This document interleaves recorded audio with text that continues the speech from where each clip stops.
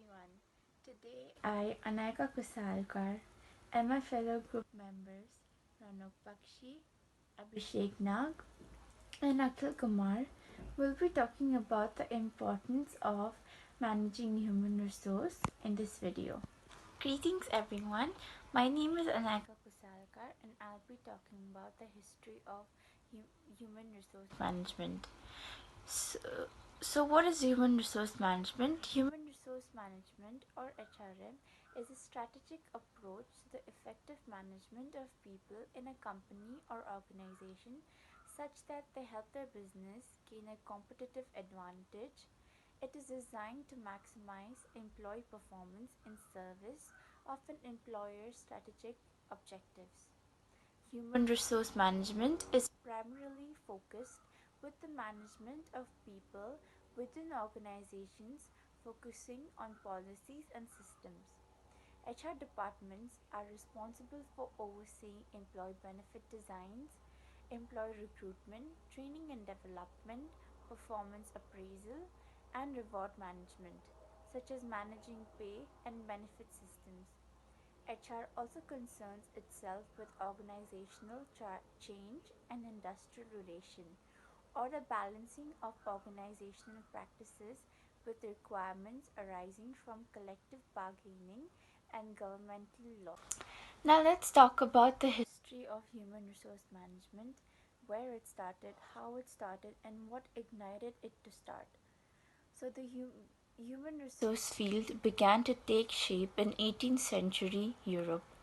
It built on a simple idea by Robert Owen in 1771 to 1858 and Charles Babbage in 1771 to 1871 during the Industrial Revolution. These men concluded that people were crucial to the success of an organization. They expressed the thought that the well-being of employees led to perfect work. Without healthy workers, the organization would not survive. By the time enough theoretical evidence existed to make a business case for strategic workplace management, changes in the business landscape had transformed the employee relationship, and the discipline became formalized as industrial and labor relations. In 1930, one of the oldest known professional HR associations, the Chartered Institute of Personnel and Development, started in England as the Welfare Workers Association. It, it changed its name a decade later to the Institute of Industrial Welfare Workers, and again the next decade to Institute of Labor Management, before settling upon its current name in 2000. In 1920, James R. Angel delivered an address to a conference on personnel research in Washington, detailing the need for personal research. This proceeded and led to the organization of the Personal Research Federation.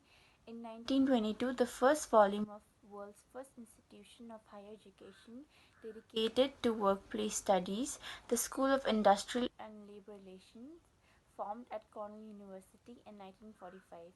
In 1948, what would later become the largest professional HR association, the Society for Human Resource Management, formed as the American Society for Personnel Administration. During the latter half of the 20th century, union membership declined significantly, while workforce management continued to expand its influence within organizations. In the US, the phrase industrial and labor relation came into use to refer specifically to issues concerning collective representation, and many companies began referring to the proto HR profession as personnel administration. Many current HR practices originated with the need of companies in the 1950s to develop and retain talent. In the late 20th century, advances in transportation and communication greatly facilitated workplace mobility and collaboration. Corporations began viewing employees as assets. Human resource management consequently became the dominant term for the function, the ASPA even changing its name to the Society for human resource management in 1998. And this is how human resource management came into place. Thank you. Now I would like to hand over to my fellow groupmate. Thank you. Hello everyone, my name is Raunak Bakshi. I'm student of University of West London and my student ID is 21465578. So my role for today's video is to explain about the benefits and responsibilities of a human resource manager in a hotel industry. Basically the contribution towards the hotel and like the role. So starting with the topic about the benefits is like the human resource head oversee the daily operation of human resource office responsible for areas of recruiting, employee relations, benefits, events, workers compensation and other employee related tasks. Additionally, responsible for short and long term planning of all the HR related functions like workforce planning, recruitment, staffing strategies, wage and salary administration, associate and labor relations, benefits, workforce training and development, etc. So now I'll be talking about the duties and responsibilities of a human resource manager in the industry.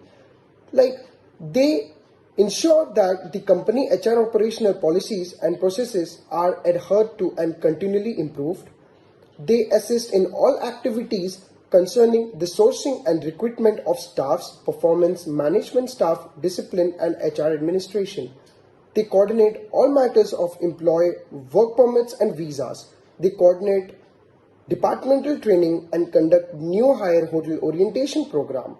Implement corporate policies and procedures on compensation, incentive, bonus and benefits. They continually assesses employee morale by analyzing absenteeism and turnover records, lateness and resignations, coordinate and oversees all matters related to staff accommodation, facilities and transport. They even coordinate, controls and inspects employees' accommodation, staff canteen, restroom, etc., ensuring it is of the highest possible standard of cleanliness and comfort. Coordinate employee wellness and safety programs. They conduct needs analysis, development implement, and monitor training programs and materials. They encourages a good standard of employee conduct and behavior and coordinates disciplinary procedure as and when necessary. They ensures appraisals are carried out of every employee every 12 months or as per hotel's management policy and also reviews all appraisals and follows up on development needs if required. They assist in communication of key messages to all staff. They assist in recruitment and hiring of the employees. Their ability to remain can calm and cautious in demanding situations. They assist other department heads, HODs in the formulation of HR policies and procedures for their respective departments. They assist with and ensures that all procedures concerning promotion, transfer and staff resignation is carried on within company policy and also within legal boundaries. Assist in developing and conducting management training on a variety of leadership and HR topics. They assist in overseeing preparation of reports required by government agencies. They oversee workers' compensation programs, ensuring claims and reports are submitted in timely basis. They support operational efforts through proper staffing and training of associates. They assist with planning, coordinating and executing employee activities and events including monthly staff meeting, food festivals, annual picnic, holiday party, wellness fair, farewell party, community services and many more. Issues staff or training experience and conduct certificates. Assist in administration of hotel social and staff benefit programs, in example employee of the month, leader of the month and other staff incentives. They provide guidance to the leadership team regarding employee morale, employee relations, coaching, counseling and discipline. They promote employee communication activities and channels to encourage and enable feedback from staff. They maintain a positive relationship with the staff representatives and ensure any employee Grievances are monitored and resolved. They are responsible for all back office and administration tasks of the department. They oversee the management of the recruitment processes, including position management, advertising, working with community agencies. They develop and maintain confidential departmental staff and associated files, documents, and the pay scales, details, and or other important databases. Good afternoon, everyone. I am Abhishek Nag, student of IHM Bangkok and will speak about HR. Obviously, HR is a very essential department, or you can say part of each and every organization in today's generation. To run a business or organization smoothly, you need to have a HR manager who is well experienced and have knowledge and know how to control the staffs.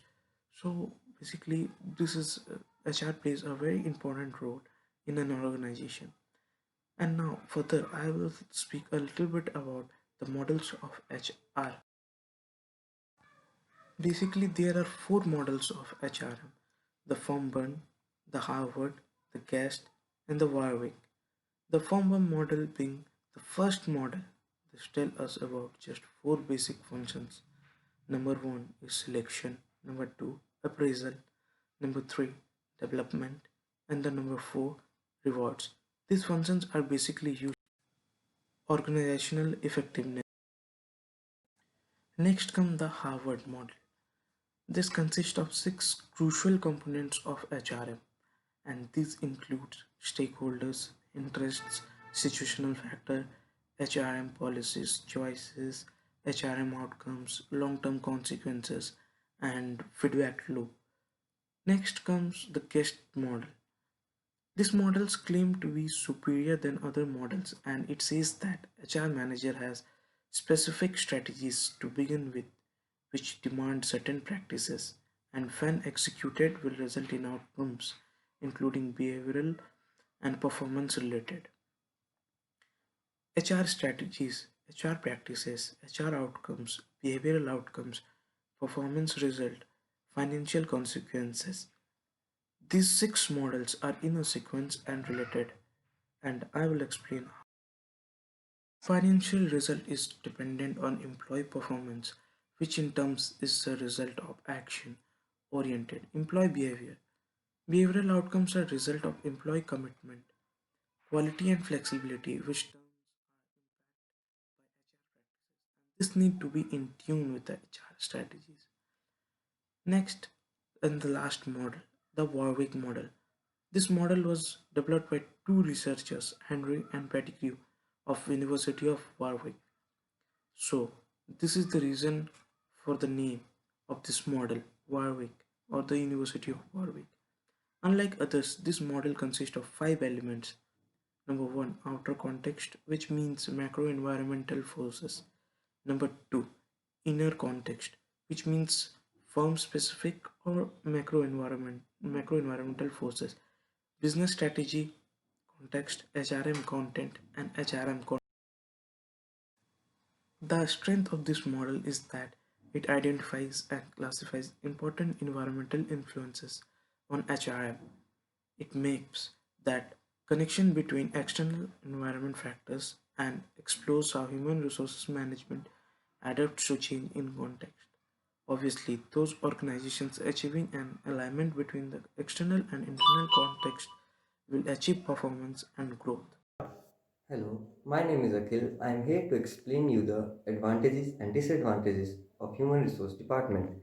As the owner of small business, the time might come when you face the decision of whether to add a dedicated human resource department, either an in-house or outside the hotel. According to the management consultant Endena, winning as a general rule, when a company reaches 50 employees, the HR needs to handle by more than one individual. Adding an HR department offers advantages and disadvantages both. So further, I will be explaining you the advantages of human resource department. Was